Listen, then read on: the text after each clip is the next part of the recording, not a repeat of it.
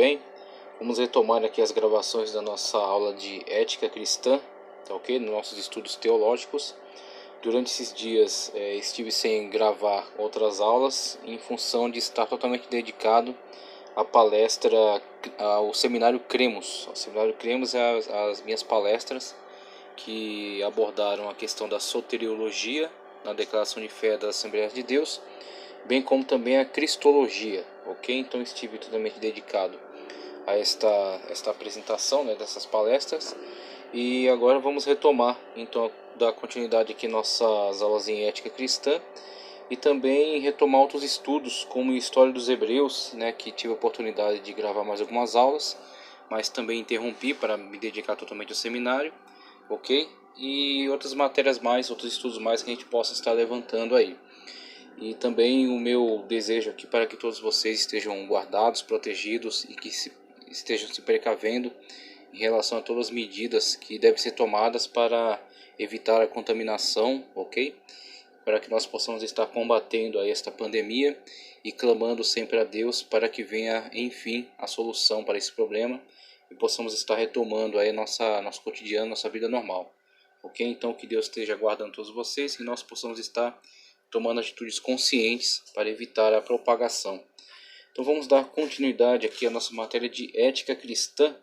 Estávamos fazendo a leitura aqui da apostila, seguindo aqui na abordagem onde fala no contraste entre certas visões, ok? Alguns elementos da arqueologia que nos mostram a importância da ética desde tempos muito antigos aí na história, ok? Quando vimos os primeiros tratados aí que sistematizavam a conduta, tá certo? Colocando as primeiras leis e até impondo-as, né, para que pudesse fortalecer então a estrutura social, ok? Então os primeiros impérios que se preocuparam com essa estruturação social e essas leis, essa justiça social, a fim de promover aí uma pacificação, uma tranquilidade, uma estabilidade em seus reinos. E as tratativas também no ambiente religioso, como a ética de fato é muito relevante dentro do ambiente religioso, tanto na religiosidade geral, né, no chamado paganismo, ok? Onde existem diversos tipos de justificativas para determinadas atitudes consideradas éticas, né, dentro dessa moral interna de cada religião e de cada povo.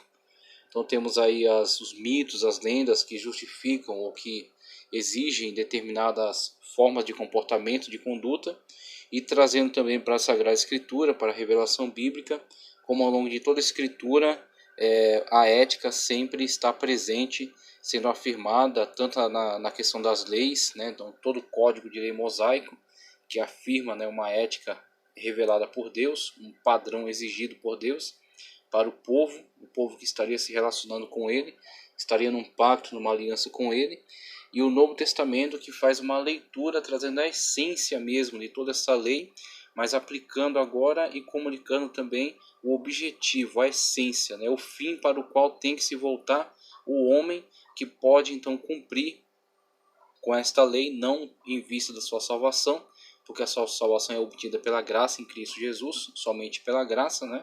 Por meio da fé, mas uma vez que adentra, né, a esta condição de salvo na pessoa bendita de Cristo Jesus, torna-se então um cumpridor da lei. Então a sua lei não é para a salvação, mas porque é salvo. Uma vez que ele é salvo na pessoa bendita de Cristo Jesus, terá como resultado, expressará, tá certo, na sua vida, manifestará essas características de ser um cumpridor, ser um guardador da lei. Então, como Tiago, né, deixa isso muito claro. Mostra-me a tua fé sem obras, que eu te mostrarei a minha fé pelas minhas obras. Então são as obras daquele que crê em Deus e que de fato demonstram que essas leis estão presentes, estão regendo a sua conduta, a sua vida.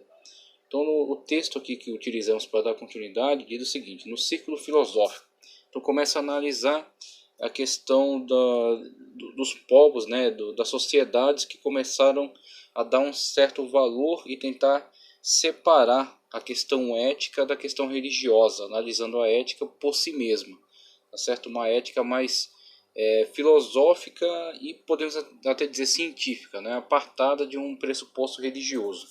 Então começamos aqui pelos pré-socráticos, que ainda estão relacionando sim muito de sua visão religiosa à análise que fazem sobre essa questão cósmica mesmo, analisando o cosmos de modo geral, tentando propor teorias para a sua criação ou para a sua existência, e dentro dessa análise também discutiram um pouco acerca de ética. Então temos um ciclo filosófico, como diz o texto. Os filósofos pré-socráticos, né, são antecessores aí do grande Sócrates, né, aquele que vai fazer uma análise que vai se distinguir bastante, tá, ok? Desses filósofos aqui. Ele vai levar a coisa para uma ênfase mais sobre o ser humano, ok? Então todo o seu trabalho, a sua discussão, os seus diálogos, né, tudo aquilo que ele desenvolveu, é a escola que formou, muito mais voltada para o ser humano, colocando o homem como o centro de sua atenção, o centro aí da sua investigação.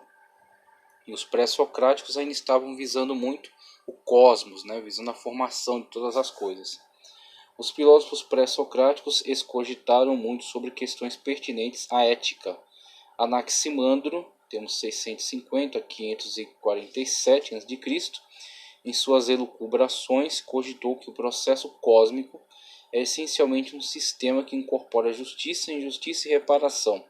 Então vemos que ele busca encontrar nesse movimento do cosmos também uma certa justificativa para certos conceitos, né, de justiça, injustiça e reparação. Então, como que se estes movimentos cósmicos regessem também essas questões éticas, né, como se a ética emanasse também do próprio movimento do cosmos. Então, isso pudesse ser observado nesses movimentos, ok?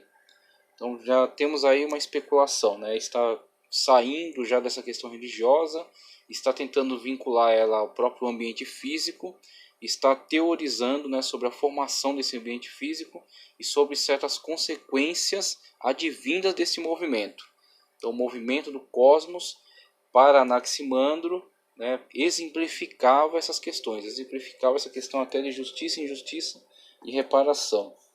Ele fala também de Heráclito de Éfeso, que viveu entre 540 e 475 a.C. Chegou até a comentar que fenômenos físicos, entre aspas aqui, vagabundos, fenômenos físicos vagabundos, serão julgados, afinal, por um tipo de reparação cósmica. Ele falou da imortalidade de fenômenos que ultrapassam as leis da natureza. Então já vemos aí uma preocupação em atrelar, né, esta análise que ele está fazendo e até uma forma de juízo, tá, ok, aos próprios movimentos do cosmos. Então nós temos aí esses pré-socráticos muito voltados para essa questão do cosmos, né? Aí nessa análise vinculando também os seus pareceres em relação à ética, começando a destacar um pouco dessa questão puramente religiosa. Vamos ver até daqui a pouco que a gente pode encontrar até no Oriente um esforço também por esse tipo de observação quando a gente analisa sobre Confúcio, confucionismo. Deixa eu só dar uma olhada aqui, em que momento a gente vai analisar. Sim, mais à frente. Mais à frente a gente vai ver um pouco sobre o confucionismo. Ele também vai ter esse destaque aí em relação a sair um pouco dessas justificativas puramente, né, de cunho religioso e buscar uma outra justificativa que esteja fora disso, ligada mais a uma questão natural, no caso aqui é uma questão cósmica, né, ao movimento do cosmos, um tipo de punição que venha disso, um exemplo de justiça que também esteja atrelado a isso, tá, ok? Confúcio também vai separar essa questão, talvez não tanto essa questão cósmica, né, dos pré-socráticos, mas uma questão mais social, né, um relacionamento, uma justiça, vamos dizer assim, uma responsabilidade social. Okay? Então a gente vai ver quando tratar sobre Confúcio. Então vimos aqui Anaximandro, Heráclito, Pitágoras de Samos, século IV a.C., se envolveu tanto nas doutrinas da religião oriental, e aí já é interessante citar porque Confúcio, né, que vai ser bastante influente na China, o budismo também, que vai buscar uma forma de budismo mahayana, vai adotar uma forma evangelística mesmo, uma forma de propagação, né, de tentar conseguir prosélitos, um proselitismo. O rei Ashoka vai dar esse apoio para que de fato se enviem, né, pessoas, né, equipes a determinados lugares para propagar de fato essa doutrina budista, e eles vão exercer influência, vão começar a exercer certas influências sobre movimentos tanto filosóficos quanto místicos que vão se desenvolver nessa região. Então você vai ter, de uma pegada mais mística, tem o gnosticismo, tá certo? Que vai surgir aqui na região da Grécia ou nas cidades gregas, né, espalhadas aí pela bacia do Mediterrâneo, e que também vão beber desta influência das religiões orientais, tá certo? E não somente religiões, mas também alguns conceitos filosóficos orientais, como por exemplo o budismo e o confucionismo, podem ser tidos como algo que sai fora desse âmbito somente religioso e já entra mesmo pelo âmbito filosófico, uma vez que o budismo alega até ser, de certa forma, uma religião ateia, até contraditório, uma religião ateia, mas é uma modo de pensamento centrado no homem e na sua evolução, no seu aperfeiçoamento. Então o homem não está buscando uma deidade, buscando um ser superior, mas ele está buscando ser este ser superior, se aperfeiçoar, certo? Através das 8 vias, né, das virtudes, se aperfeiçoar até se tornar de fato esse ser superior. É o que sair do samsara, dessa roda de repetições, e alcançar o nirvana, no qual ele está aperfeiçoado e não tem mais necessidade de coisa alguma. Então o budismo, né, que não apela para essa questão religiosa, o confucionismo, né, como já citei também, e eles começam a influenciar através dessas linhas de comércio estabelecidas aí desde o Império Macedônico, as cidades gregas difundidas pelo mundo, né. Futuramente vai vir aí o Império Romano, também vai favorecer isso, mas já aqui sob a influência aí do Império Macedônico, e até antes disso, né, por causa das interações comerciais intensas que havia entre os povos, em alguns momentos de paz, né, a interação e a comunicação, o intercâmbio de ideias, né, um intercâmbio aí, tanto de produtos, né, manufaturados, de certos conhecimentos da época, né, astrológicos, científicos da época, e também conhecimentos filosóficos que vão sendo difundidos e que vão alcançando regiões de fato bastante distantes, como o caso aqui Pitágoras de Samos se envolveu tanto nas doutrinas da religião oriental a ponto de ver a reencarnação, ver na reencarnação a ação da justiça social. Então isso aqui é de fato uma influência que está sendo exercida aqui sobre personagens ligados ao mundo grego, ok? E que de fato, de certa forma, tiveram contato, né, com esse tipo de crença, esse tipo de ideias que falam acerca dessa necessidade de uma reencarnação para se poder purgar alguns erros, né, que foram cometidos, não foram pagos, então fica essa dívida, vamos dizer assim, com o cosmos, e aí promove-se então, através do chamado, né, que já citei, o Sansara, essa roda de reencarnações até que possa purgar estes males e alcançar então uma ascensão, que no caso do hinduísmo envolve a noção de Brahman, ou seja, de um Deus impessoal, universal, que está em todas as coisas, né, cujas todas as coisas são mesmo manifestações desse Deus, e que através dessas reencarnações, com essa purificação, tá certo? Esse aperfeiçoamento, o indivíduo então será integrado a essa natureza dessa deidade, essa deidade impessoal, ok? Não, numa plataforma de hinduísmo. Se destacando do hinduísmo, você pode falar de budismo, que fala não de um Deus, de uma entidade qualquer, mesmo que impessoal, mas somente o próprio ser que alcançará ele mesmo a superioridade, alcançará ele mesmo a perfeição, não necessitando mais de qualquer tipo de aperfeiçoamento e não tendo mais quaisquer tipo de necessidades, ok? Então, alcançando a totalidade, vamos colocar assim, que seria o nada, né? Uma definição bastante aquém, né? Uma mentalidade ocidental tentando falar disso, mas já dá para compreender mais ou menos, né, pelo menos por alto, que de modo geral a ideia está presente da reencarnação, da necessidade de reencarnação para o pagamento dessas dívidas, mas se no hinduísmo fala de uma integração a uma deidade impessoal, no budismo fala de um aperfeiçoamento da própria pessoa para se tornar, né, autossuficiente, integrar-se ao nada e não precisar mais de coisa alguma, tá certo?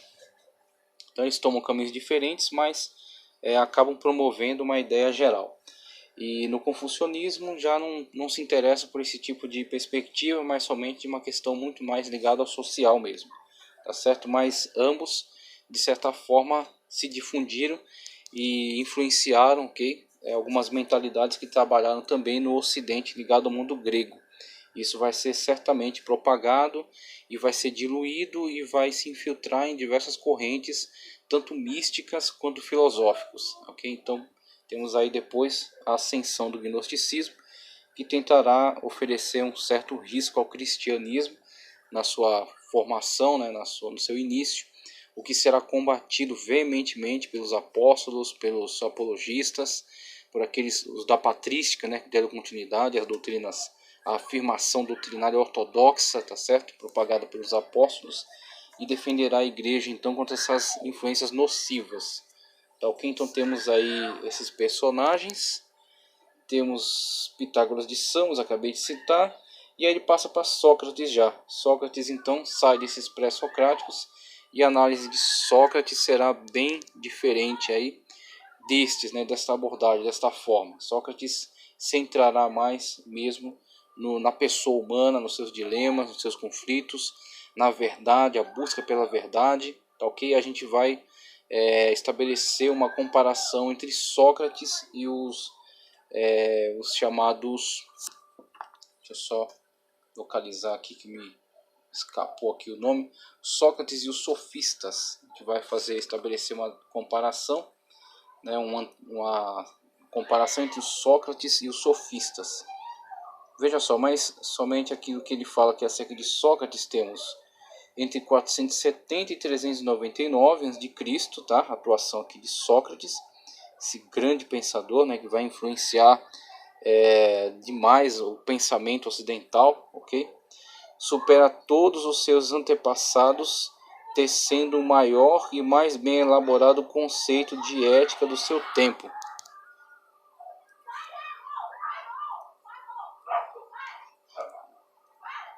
Sócrates supera todos os seus antepassados, tecendo o maior e mais bem elaborado conceito de ética de seu tempo.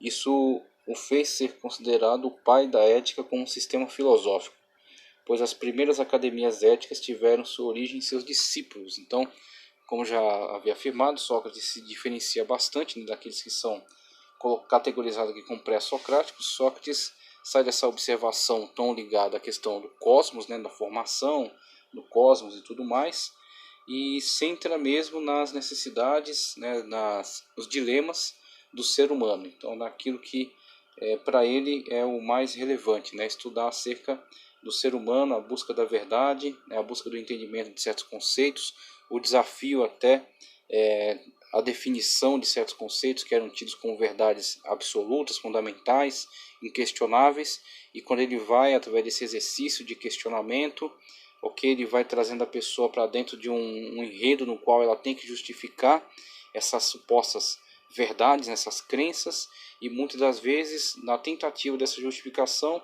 acaba denunciando a incoerência de certas ideias, a superficialidade, certos preconceitos, e com isso desmontando certas lógicas que na verdade eram artificiais, eram fundadas sobre coisas que não se provam na realidade, né? Então Sócrates desafiou muito na sua época alguns conceitos que estavam pré-formados, né, e que por ele foram destruídos, né, através dessa estratégia de argumentação, e trouxe, na verdade, acarretou para ele uma condenação, uma vez que entendia-se na época que ele estava subvertendo a juventude, estava atentando contra os deuses, né, atentando contra a religiosidade da época, contra as tradições, né, que estavam estabelecidas na época, e levou ele a ser julgado mesmo.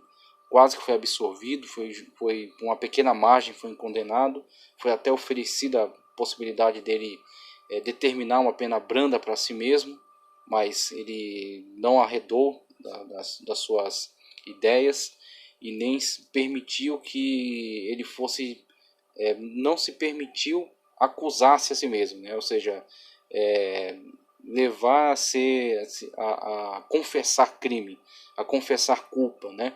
Então, por ele defender as suas ideias até as últimas consequências, por isso mesmo acabou sendo condenado. Então, foi articulado umas acusações e ele acabou sendo então condenado porque sustentou então a sua posição irredutivelmente até a condenação, quando teve que ingerir cicuta, então foi morto, né, nesse julgamento, por acreditarem que ele estava subvertendo a juventude com esta sua forma de argumentação.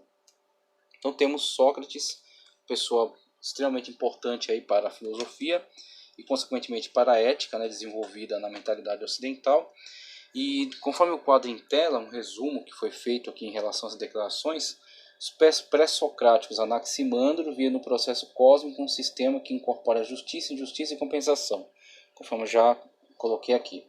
Heráclito de Éfeso chegou a falar em um juízo sobre sistemas físicos, entre aspas, né, vagabundos. Então temos aí, emanando mesmo dos sistemas físicos do mundo, um tipo de justiça, né, um tipo de forma de sanar os males, né, uma forma de se reequilibrar. Pitágoras de Samos incorpora ideias orientais, tais como da reencarnação, como meio de ação de justiça social. Então já temos aí certas influências oriundas aí do Oriente, ideias filosóficas ou religiosas que começaram a se infiltrar e mesmo influenciar o pensamento desses pensadores do mundo grego, do mundo ocidental, tá ok? E aí, aproveitando aquilo que já falamos aqui acerca de Sócrates, né, somente como introdução, vamos desenvolver mais essas ideias acerca de Sócrates, mas ele traz aqui outros apontamentos, como por exemplo a importância da ética, uma necessidade do ser humano. Diferentemente dos seres inanimados e até dos seres vivos irracionais, que são conduzidos por seus instintos de preservação e sobrevivência, os seres humanos, como imagem e semelhança de Deus, detentores de uma constituição física e espiritual e de racionalidade, é dotado de senso de moralidade e faz uma análise ética sobre o mesmo, com o viés do cultivo das virtudes. Então, isso que vemos desde épocas imemoriais, né, quando analisamos as evidências arqueológicas, os códigos de leis, os textos, né, as narrativas religiosas, os mitos, as fábulas, que tentam comunicar lições de moral, tentam estabelecer bons costumes, tentam impedir determinados comportamentos. Vemos sempre uma preocupação, porque o homem ele analisa, né, a sua forma de conduta e tenta buscar qual a melhor forma para se conduzir, de modo que possa obter benefícios de segurança, né, de bem-estar para si e promover também isso aos demais.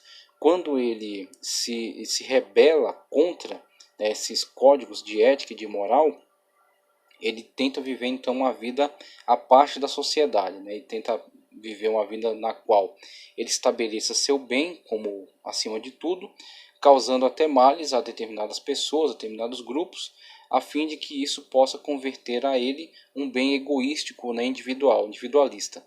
E com esse tipo de atitude, tal pessoa sempre enxerga como resultado, né, desse tipo de ação uma destruição ou uma marginalização, né? Uma forma que esta pessoa não consiga produzir algo que seja durável nem que seja benéfico para um coletivo.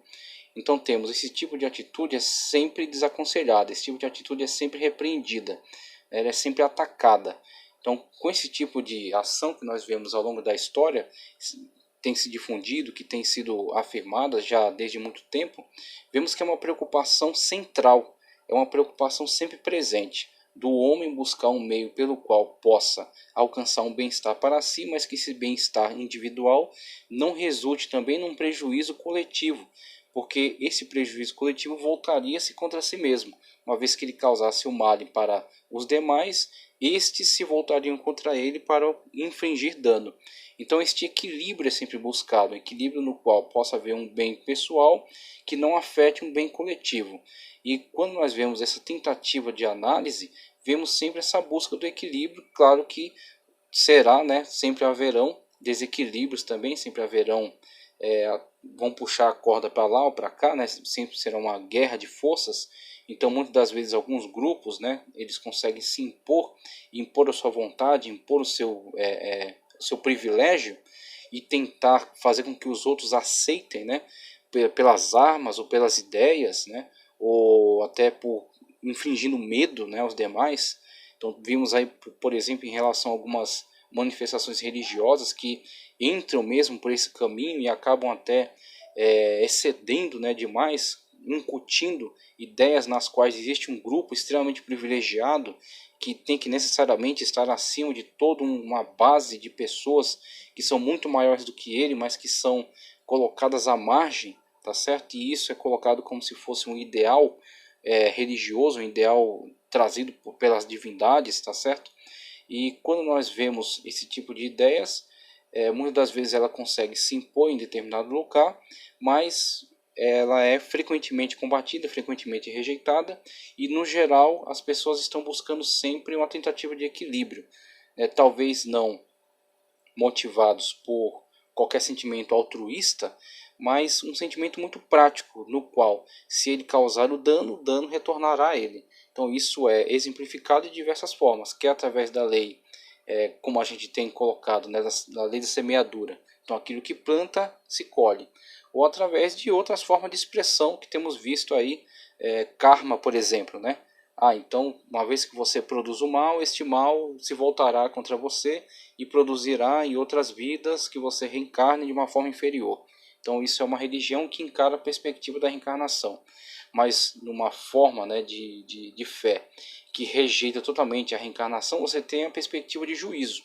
Então, se você não adotar uma forma de vida que seja justa, né, verdadeira, benéfica, virtuosa, isso resultará em juízo e posterior condenação. Nós temos, por exemplo, no livro dos Mortos do Antigo Egito, declarações que colocam aquele que adentra para a vida eterna, a situação na qual será pesado numa balança suas atitudes boas e ruins. Se a balança tender para o lado negativo, isso incorrerá nele condenação. Então temos diversas formas, diversos meios pelos quais essa ideia está presente, a importância da ética e o porquê da ética. Então a ética vai analisar a moral, e a moral é a construção social histórica. Então essa moral que foi construída, ela tem um porquê também. E muitas das vezes o porquê dela é um benefício geral e pessoal. Pessoal trazendo bem-estar, mas desde que o pessoal não atinja o geral e não faça com que o geral se volte contra ele. Então essa tentativa de equilíbrio, ela está constante ao longo de toda a história. É o equilíbrio entre o pessoal e o coletivo, né, de modo que possa haver um benefício. Claro que haverá limitações, haverá certas restrições, mas até essas restrições tem um bem incutido nelas, né? Tem um bem que vai proporcionar a todos, uma vez que se não houver limitações, o meu vizinho também não tem limitações contra mim. Então, por isso, eu permito, né, me permito ser limitado em relação a ele para que ele também seja limitado em relação a mim. Isso promoverá então um bem-estar geral, né? Uma convivência segura e pacífica, que é o que é sempre buscado. Então, sempre como colocado já, há desequilíbrios em algumas situações, mas no geral a tentativa é sempre de manter este equilíbrio. Então a ética é sempre necessária, a ética é sempre importante e sempre esteve presente. E como colocado até no começo, né, da nossa matéria, ela é transversal, ela atravessa diversos campos de estudo. Então existe a ética, inclusive, dentro de cada campo desse de estudo. A engenharia tem a ética, a medicina tem a ética, tá certo? Dentro do estudo matemático, biológico, sempre tem a ética dentro de cada profissão, porque ela é sempre a tentativa de que esta prática não seja desequilibrada de modo que venha a causar danos. Então, que haja um benefício para aqueles que as praticam sem causar dano geral ou coletivo. Então, a importância da ética, vimos aí, né, ao longo de todo esse estudo.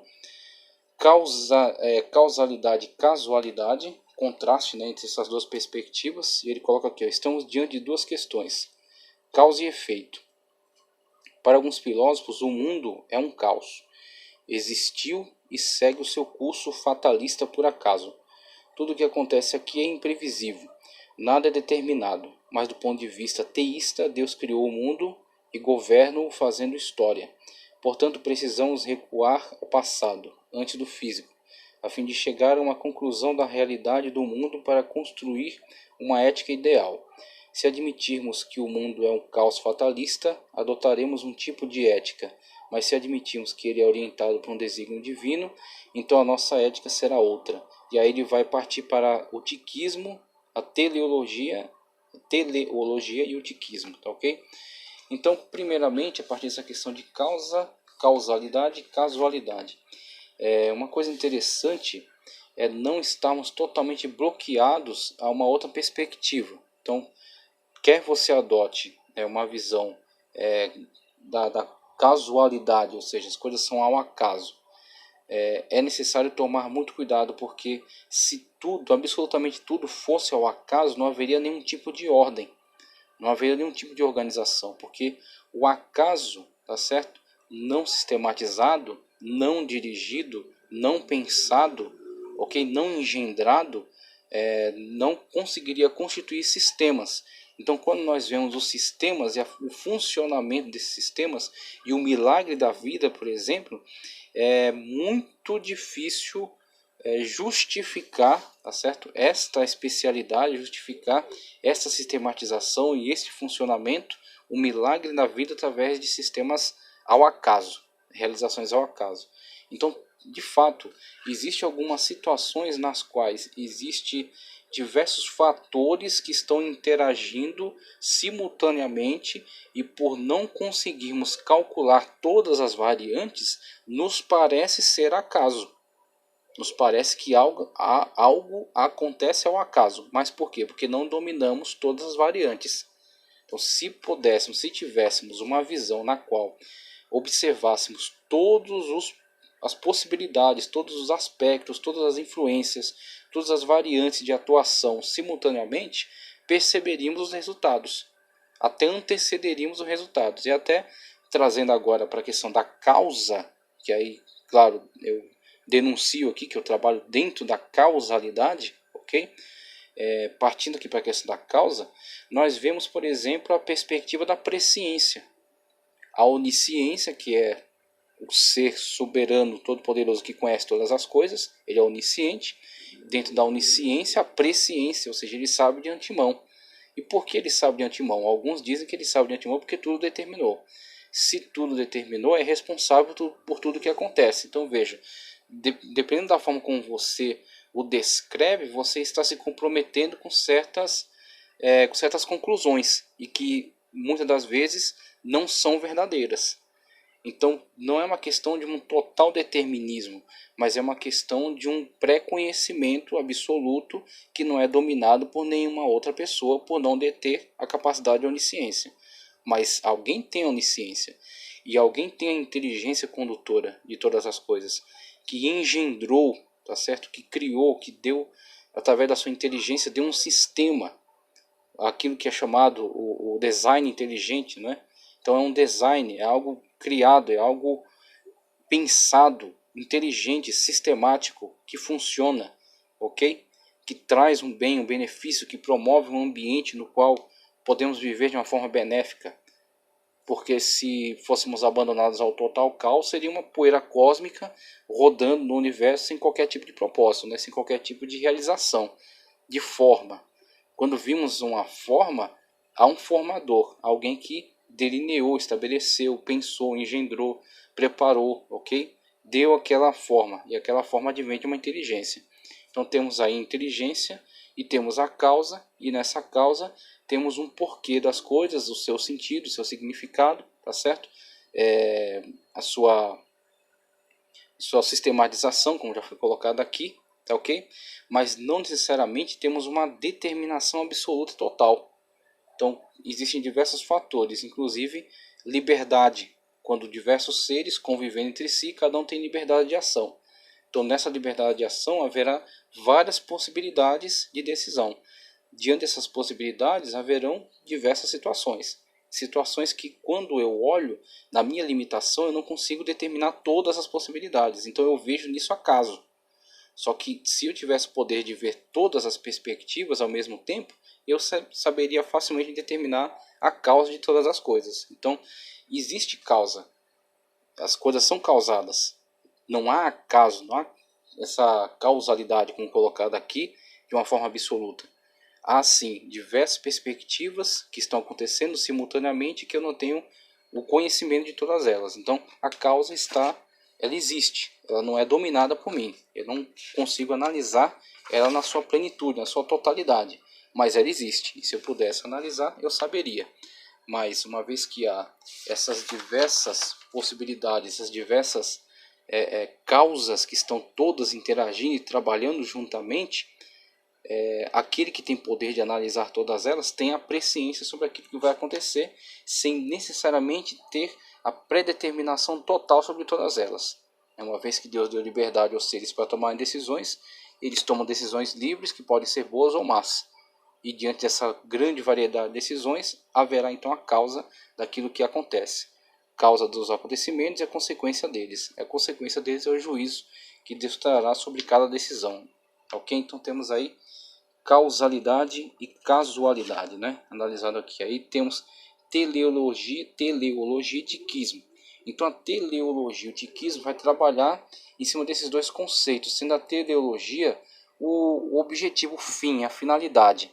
Então aquele que adentra pela noção de causalidade, tá certo? Entende que há uma causa, necessariamente não entende que há um fim. Por quê? Se há uma causa, se alguém causou, se alguém engendrou, pensou, mesmo que não tenha determinado absolutamente, mas que tenha causado e esteja controlando o processo, tenha conhecimento dele, o conduzirá para um fim, para uma finalidade.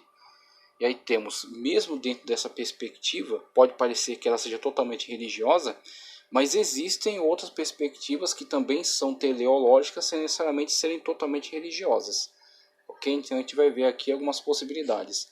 Mas no geral é uma visão que é fomentada, tá certo, por uma perspectiva religiosa, de alguém que vê uma causa nas coisas e vê um fim. Então o fim será dado por aquele que tem o poder sobre esta causa, que deu, né, o seu motivo, a sua razão, a sua causa. E o tiquismo, como colocado aqui. A palavra tiquismo tem sua origem no termo turché, que significa chance ou caos. E a palavra teleologia vem do vocábulo grego telos, que significa finalidade ou desígnio.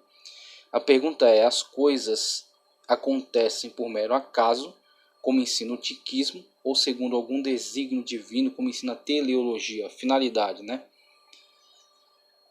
Diante dessa pergunta, as opiniões se dividem. Em face dessa questão filosófica, devemos nos posicionar a favor do caos ou do desígnio para construirmos a nossa ética em suas elucubrações metafísicas acerca de questões morais. Immanuel Kant rejeitou o tiquismo, argumentando que a alma deve existir para permitir um julgamento certo, pois nesse mundo a justiça raramente se faz. Deus deve existir para julgar e recompensar de modo justo, porque neste mundo isso raramente acontece. Em face do exposto, verificamos que não se pode separar a ética da metafísica. São dois sistemas interligados. Os problemas éticos são decididos de acordo com as conclusões que as pessoas tiram da natureza da existência de todas as coisas, inclusive de Deus. Aqueles que creem em Deus adotam uma forma de ética, enquanto os que creem ou não creem adotam outra forma. Exemplo: Deus existe, julga e recompensa? Será que realmente existem pecados mortais, como ensina a igreja? O ódio, a prostituição, a cobiça, a inveja, a vingança, a sensualidade, etc. são pesadamente imorais, como declara a igreja?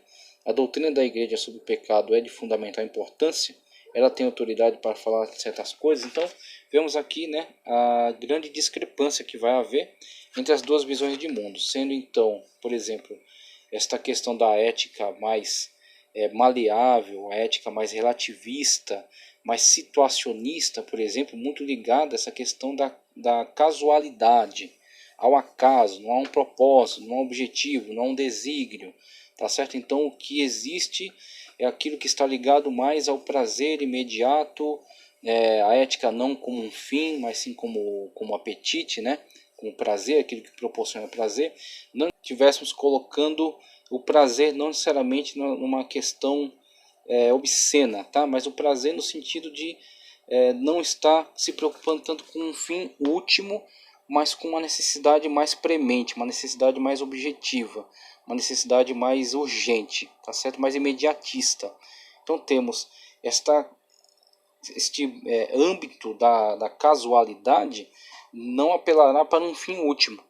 Ele se dedicará mais a uma questão muito mais imediatista. Tá certo? Essa questão imediatista vai moldar as suas decisões, a sua forma de ética. Então a ética situacional ou emotivista está ligada mais a uma questão imediata, e uma ética mais teleológica, que vê um fim nas coisas, e causal, tá certo? Que entende que as coisas têm uma causa, teve um propósito. Eles vão muitas das vezes guiar suas decisões, construir sua moral, muito influenciados por estas questões, muito influenciados por esse viés, e muitas das vezes desagradando até questões imediatas, do cotidiano, do agora, do já, tá certo? Do contemporâneo, porque estão visando uma finalidade maior, um fim último, um bem final, tá ok? Então temos aí, vão haver obviamente discrepâncias, né? Vão haver umas divisões que em certos aspectos vão se diferenciar muito. Agora, uma coisa só que eu alerto sempre: tomar cuidado para não se deixar levar por rotulações e impedir uma apreciação, pelo menos uma análise de certas variáveis. Então, tudo bem, eu creio na causalidade, uma causa, mas não necessariamente com isso eu esteja dizendo que Deus é um ser que determina absolutamente todas as coisas. Por quê? Se assim o digo, Deus está determinando inclusive o mal, a desgraça, as injustiças, o pecado, o crime, o abuso. Então isso seria uma determinação absurdamente total, ok? Então eu creio que o Deus soberano deu liberdade para decisões, e nessas liberdades há decisões boas e más. E dentro dessas decisões boas e más há um fim, que é o juízo sobre os maus, a recompensa dos bons, ok? Então, dentro de um âmbito geral, né? Dentro de um âmbito geral.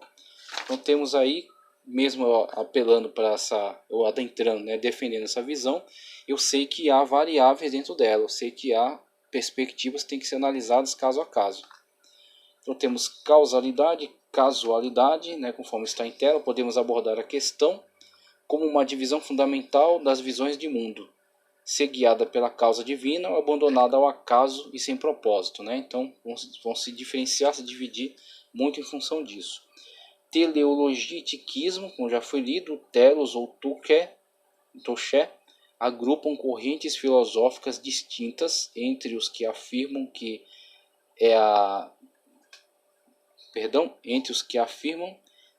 a ética está fundamentada em propósitos em vista de um bem final, ou que aqui diz que a ética deve ser construída em cima do momento em demanda do prazer, né? Então a ética como prazer, né, e não como fim, ok? E aí parte aqui para outras análises, que chama a questão da necessidade pessoal, que na verdade já foi bastante analisada, tá ok? E a questão do objetivo, o objetivo final aqui em relação a essas análises, a importância dela, o valor, né, a necessidade. E nós vamos fazer então essa leitura e encerrar, porque eu quero dar continuidade na próxima aula, falando mais especificamente acerca da ética grega, com Sócrates, Platão, Aristóteles, dar continuidade com os epicureus e estoicos, e depois partir para a análise da ética no ambiente medieval e depois a ética protestante, tá ok? E depois vamos falar de aplicações mais específicas da ética à vida cotidiana. Então veja, com relação à necessidade pessoal, que ele diz aqui, ó, tudo que fazemos é avaliado por nós e pela sociedade. Sabemos quando somos irreverentes ou reverentes. Julgamos nossos atos e concluímos se estamos agindo certo ou errado, bem ou mal. A prática da ética começa com o indivíduo ou cidadão e se estende por toda a sociedade. Começa com o chefe de família e se estende por toda a família. Começa com o pastor e se estende por toda a congregação. Começa com os governantes e se estende pelos governados. Platão, filósofo grego, dizia que o problema ético é a tensão entre o ideal e a conduta defeituosa. Para Aristóteles, todas as instituições humanas de ensino, da política, do Estado, etc., são ramos da ética, porque todas têm alguma coisa a ver com a situação do homem dentro da sociedade. Veja, o homem é a sociedade, o indivíduo e o coletivo, o bem comum e o prazer individual. Veja que há sempre essa tensão, né? Há sempre essa tensão e a busca pelo equilíbrio. Então, tomarão diversos caminhos em busca deste equilíbrio. Ou até alguns vão abandonar esse equilíbrio e vão afirmar mesmo uma questão de um prazer e de uma afirmação do bem pessoal acima do bem coletivo. Tá ok? Então, haverão esses caminhos a ser analisados, e aí muitos deles vamos apenas analisar para conhecê-los, para saber, e assim saber que aqueles que estão sendo influenciados por essa linha de pensamento vão tomar certas decisões e se comportar de certas maneiras, tá ok? Então poderemos pelo menos compreender, né, tentar entender a motivação de certas formas de ação, né, de atitude, em vista de certas linhas de pensamento adotadas. Então temos aqui a questão pessoal, né, este conflito, né? E aqui o seu objetivo é colocado o seguinte: o objetivo dessa disciplina é analisar as questões morais e éticas a fim de apresentar uma alternativa ideal para melhorar a vida da sociedade.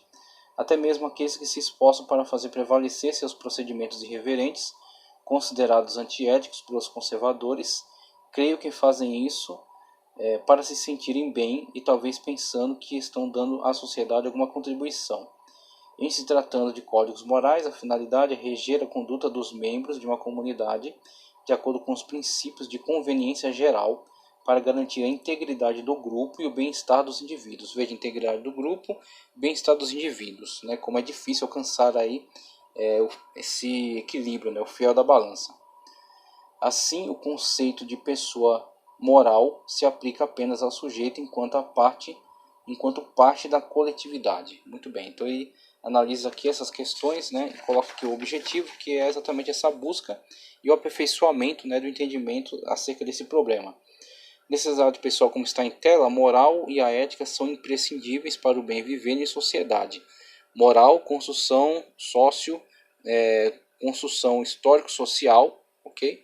Ao longo da época, tem as suas justificativas, está dentro do seu contexto daquela sociedade, constrói seus padrões de conduta, e aí temos o material, né, o conteúdo dessa moral, que será analisado por uma ética, tá certo? Que busca ser mais imparcial, tá ok? E analisar entre essas diferentes sociedades, ok? E ver aquilo que de fato é válido e pode ser aplicado ao coletivo e pode trazer um bem-estar geral. Então a ética vai tentar se elevar acima das morais constituídas histórico-socialmente dentro dessas coletividades, né?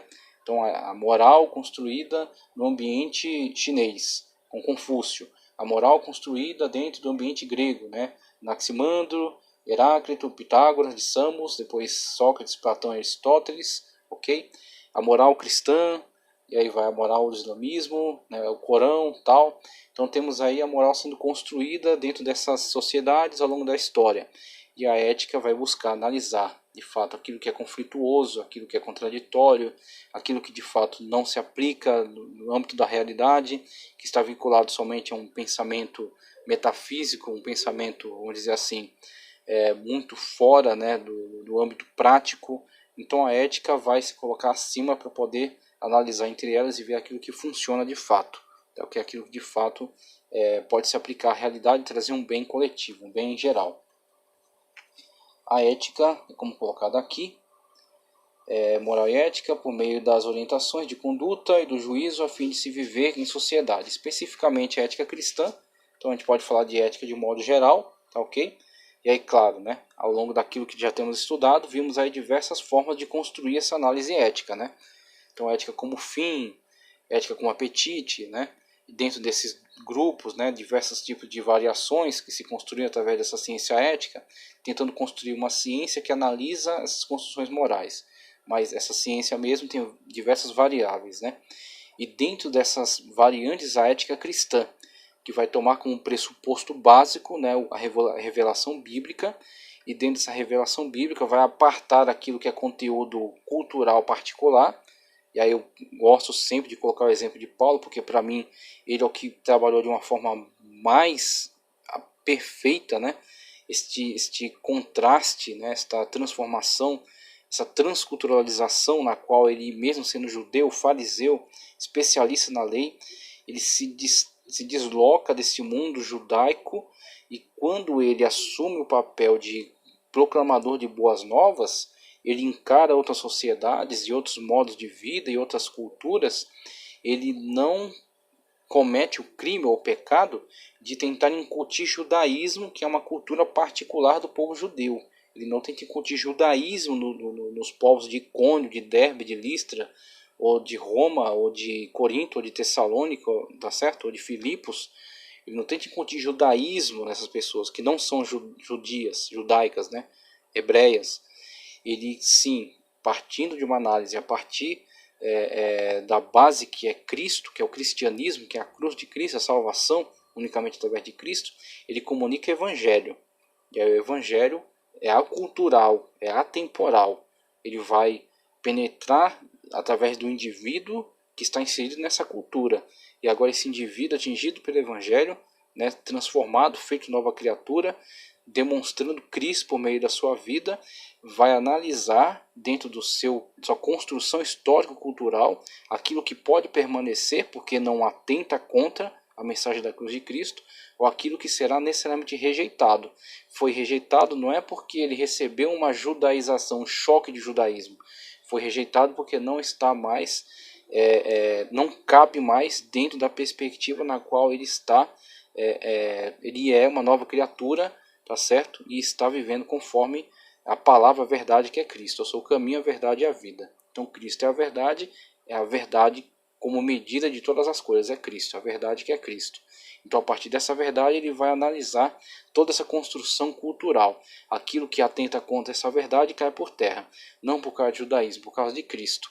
Ok? Então, a ética cristã, então, analisamos aí, falamos um pouco sobre ética de modo geral, que analisa as construções morais, tá certo, das sociedades. Só que tem a ética cristã, cujo pressuposto é a verdade em Cristo Jesus. Ela vai, então, entrando para o indivíduo, fazer com que esse indivíduo analise sua própria cultura e veja aquilo que é cultural, mas não atenta contra a verdade de Cristo, permanece. Não faz qualquer, que nem Paulo falou. Uns guardam dias, outros não guardam dias. Outros julgam mais santas essas coisas do que as outras. Outros comem carne, outros não comem. Paulo dizia, tudo isso é irrelevante.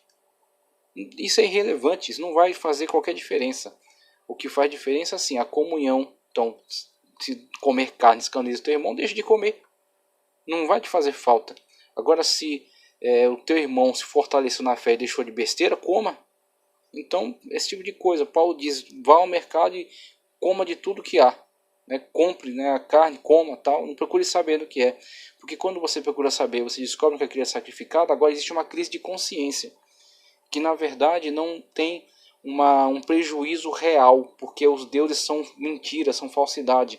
E, na verdade, aquilo, mesmo que sendo consagrado esse Deus, foi consagrado, na verdade, numa atitude de sujeição a demônios, porque a pessoa, na verdade, está escrava do pecado e escrava dos demônios, e pensa estar oferecendo a um Deus que, na verdade, nunca existiu e não existe. Então, aquela oferta feita àquele Deus foi totalmente inválida, porque esse Deus não existe. Então, ele diz, compre, coma, e não procure saber.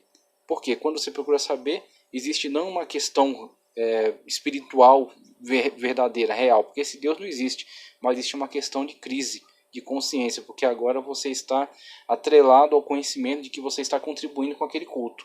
Então o que você faz?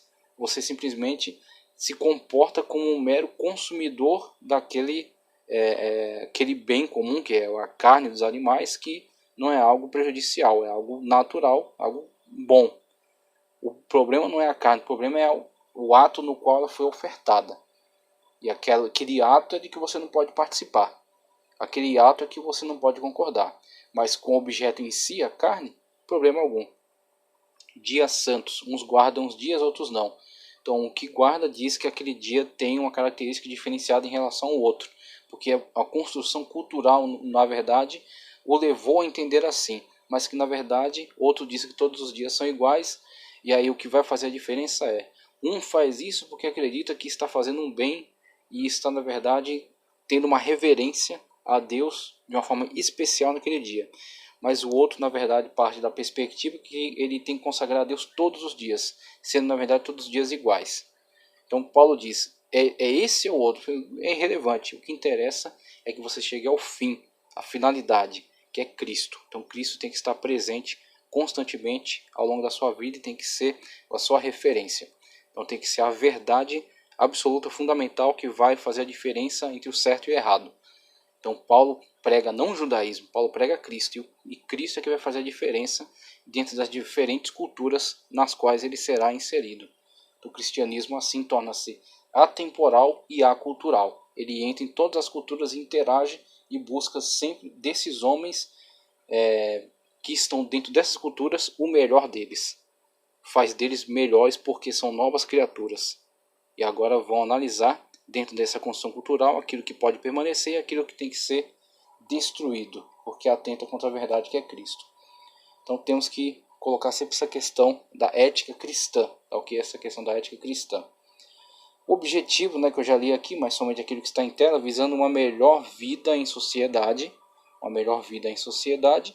estudamos essa matéria da ética cristã, analisando os diferentes posicionamentos em termos de ética, né? Então, como já vimos, o conflito que há entre o bem, entre prazer particular e o bem comum. Então, essa tentativa de equilíbrio é que vai fazer com que haja uma variação extraordinária de posições, né, de perspectivas, de teorias, mas tem que buscar sempre esse objetivo final, esse fim que é o equilíbrio entre particular e comum, e no caso do cristianismo, entre afirmação, sujeição, tá certo? A verdade que é Cristo Jesus, que vai ser o diferencial entre todos os posicionamentos. Vai definir algo como verdadeiro, como falso, como válido, como inválido, como permanecendo ou tendo que ser excluído da sua vida, a partir da verdade que é Cristo, tá ok? Então encerramos por aqui. Depois vamos analisar mais especificamente acerca de Sócrates, Platão, Aristóteles, epicureus, estoicos, medieval, ética no mundo medieval, tá certo? Depois ética na perspectiva protestante, e aí damos sequência em nome do Senhor Jesus. Que Deus continue abençoando grandiosamente sua vida, protegendo, livrando de todo mal, que você continue prosseguindo conosco aqui nas nossas aulas, intercedendo por nós. Dê o like no vídeo, tá certo? Inscreva-se no canal, compartilha. Que Deus continue abençoando poderosamente sua vida em nome de Jesus.